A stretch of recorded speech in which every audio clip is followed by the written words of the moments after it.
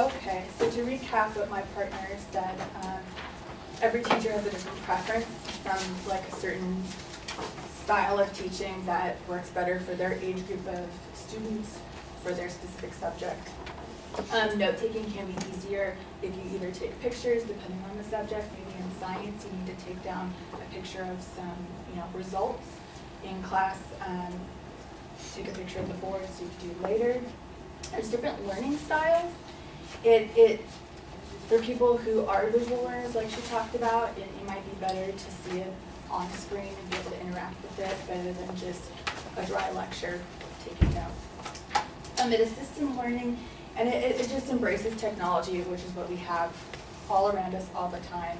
It's who we are now. It's a part of our life. The affirmative says it's unethical because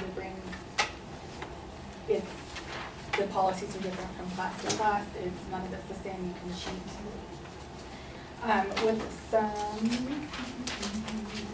There are many benefits to having technology in the classroom, and it's been shown over and over.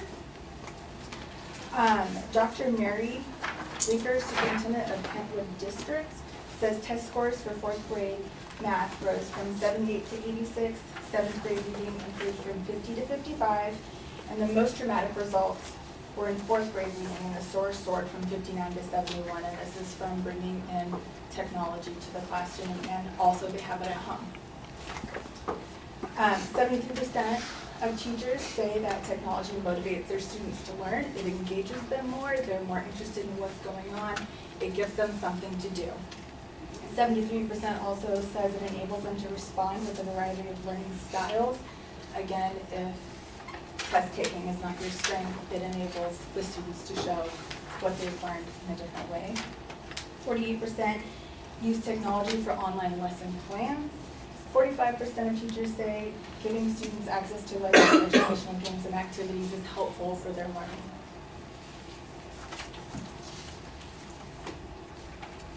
Natasha Chetna, a UCLA PhD student in information studies, says, from alcohol to marijuana, I think that most of US would agree that banning things rarely works. But more than that, by allowing our students to use digital devices in classes, we are creating an opportunity to teach them to think critically about technology use in the education and life more broadly. So teachers need to take this opportunity to form how we use the technology. We can learn how to use it a better way, more effectively throughout life. It is not the problem, and banning it would only take care of one of the symptoms, like the cheating and the non-engagement in class.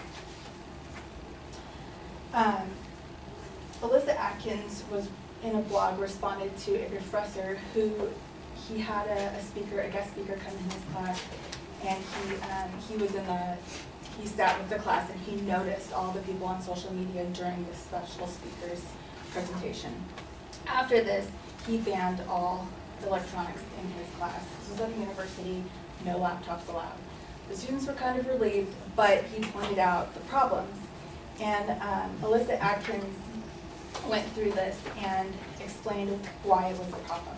The problem is that in some cases there are professors who have not adapted their lectures to modern standards in order to engage students. In the pedagogy, that is a two-way conversation rather than a one-way monologue. It's not Facebook that's the problem. Again, it's that the students aren't feeling engaged. So they didn't feel engaged in the dry lecture. They need something more going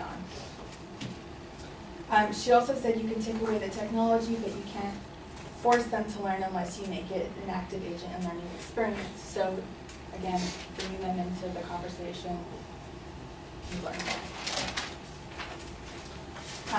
Going on with her analysis of his article, she says technology is a nearly fully integrated part of life. Abolishing technology in the classroom today would be like taking away the pens and pencils of students 2 generations ago. It's a little dramatic, but it's also, again, that is what we're used to. We're used to being on our phones and our laptops all the time for everything. Bringing technology, allowing tablets in the classroom allows for lower costs for students because they have their books with them. You can easily download them. Tracy, headmaster of Cushing's Academy in Ashburn, Massachusetts, sees the process of technology coming into the classroom as inevitable. Under Tracy's watch, Cushing's has provided an interactive whiteboard in every class and Wi-Fi access across the high school's campus for students to use laptops and tablets. Perhaps the most noteworthy, however, is Cushing's implementation of an all-digital library. So these students always have access to everything that's in their school's library. It's a great tool in the class. He also believes that educators who are against implementation of technology in the classroom are fighting a losing battle. Students inhabit a 21st century world and 18 hours a day, and all too often educators are put them in the 19th century classroom for 6 hours.